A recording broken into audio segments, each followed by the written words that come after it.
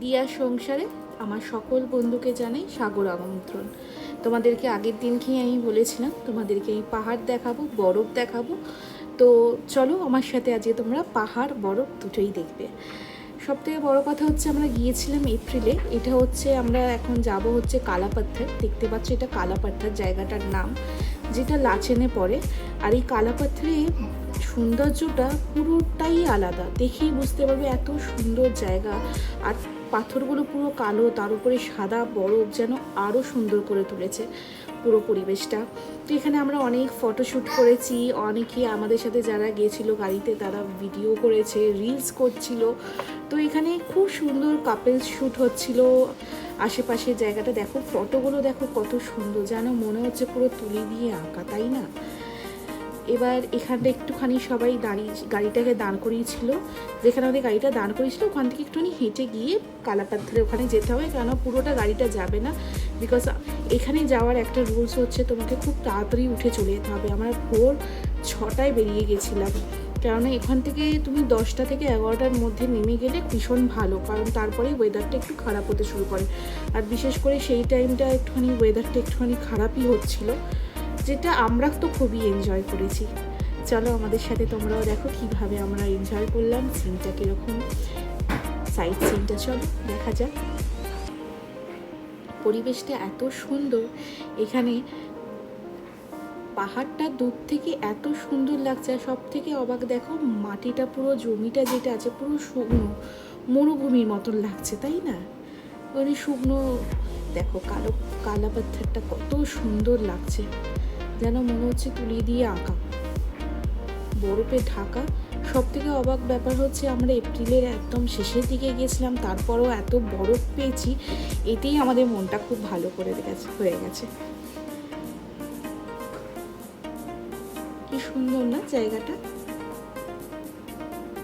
আমাকে তোমরা সবাই বলবে তোমাদের এইটা দেখে কীরকম লাগলো। আর যারা লাচিন যাওয়ার প্ল্যান করছো অবশ্যই কালাপাথরটা ভিজিট করো, কারণ কালাপাথরের সিনারিটা টোটালি আলাদা, না দেখলে সেটা মানে তোমরা ফিল করতে পারবে না।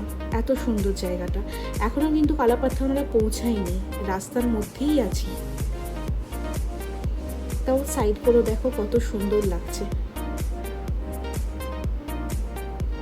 ये हम हैं, हम लोग घूमने आए हैं और यहाँ पे हम लोग का पार्टी हो रही है। অ্যাকচুয়ালি পার্টি না, মেন ব্যাপার হচ্ছে স্নোফল হরিয়ে হতো ব্যাপারটা, কারণ না আমরা ওখানে যেতে না যেতেই হালকা হালকা স্নোফল শুরু হয়ে গেছিলো। এখানে দেখো আমাদের সাথে গাড়িতে যারা গিয়েছিলেন তারা সব ভিডিও করছেন। কি সুন্দর দেখো পরিবেশটা, সবাই ব্যস্ত, গাড়িগুলো সাইডে সাইডে দাঁড়িয়ে আছে। এত সুন্দর জায়গাটা, যেখানে বেশি কথা না বলে শুধু দেখলেই ভালো লাগবে।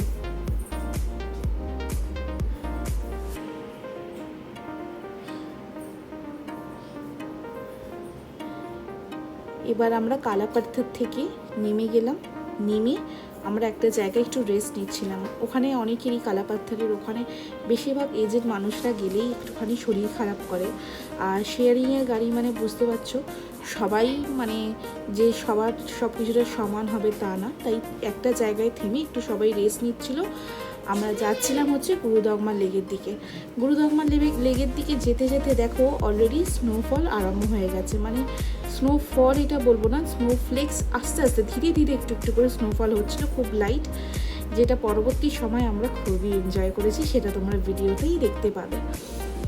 তো এখানে আর্মি ক্যাম্প এত বেশি আর্মি ক্যাম্প দেখো, মানে সত্যি এদের বলো, এদেরও তো ফ্যামিলি আছে, তাও এরা এত ঠান্ডায় আমরা ওখানে নিঃশ্বাস নিতে পারছি না, আমরা ওখানে ঠান্ডায় জমে গেছি। ওনারা খুব ক্যাজুয়ালি ওখানে ঘোরাফেরা করছেন, বিকজ সবটাই হ্যাবিট, তাই না? ওনারা অভ্যস্ত হয়ে গেছেন ওখানে পরিবেশে থেকে থেকে। সত্যি আজকে ওনাদের জন্যই আমরা এত ভালো আছি। এই যে আমাদের ড্রাইভারকে একটু দেখা যাচ্ছে, এই ড্রাইভারের তো প্রচুর গল্প আছে, তোমাদেরকে আস্তে আস্তে আমি সবই শেয়ার করব। স্নোফলটা দেখো খুব জোরেই শুরু হয়ে গেছে। আমরা এখন গুরুদগমা লেকের দিকে যাচ্ছি।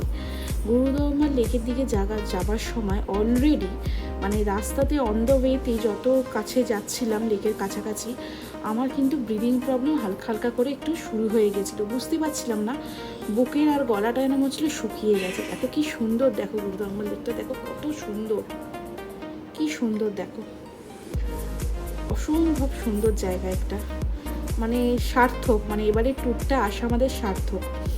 তো গুরুদাম্বার লেকে যাওয়ার পথেই মানে ওখানে বেশিক্ষণ আমরা কেউই দাঁড়াতে পারিনি। আমাদের গাড়িতে যতজন ছিল আমাদের সবারই খুব ব্রিদিং প্রবলেম হচ্ছিলো। অক্সিজেন আমরা ক্যারি করেছিলাম, মানে আমি আর আমার হাজব্যান্ড দুজনেই অক্সিজেন ক্যারি করেছিলাম, তো আমাদের অসুবিধা সেরকম হয়নি। যাই হোক, আমরা খুব তাড়াতাড়ি ওখান থেকে নেমে পড়েছিলাম, বেশিক্ষণ ওখানে ওয়েট করিনি। তো যেখানে আমাদের সাথে যারা গিয়েছিলেন তার মধ্যে দুজনই অলরেডি ভয়েতে আর গুরুদাম্বার লেক না গিয়ে এখানে স্টে করে গেছিলেন। তো ওনাকেই পিক আপ করার জন্য আমরা এখানে এসেছিলাম। তো অলরেডি দেখছি এখানে প্রচণ্ড, নিচে নামতেই দেখছি প্রচণ্ডভাবে স্নোফল হচ্ছে, যেটা আমার হাজব্যান্ড খুব এনজয় করছে, ভিডিও তুলছে।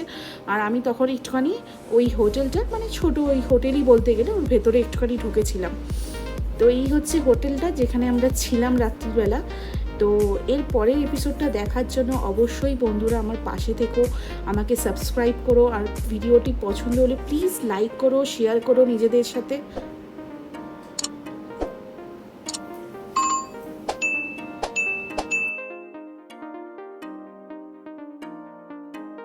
বলেছিলাম তোমাদের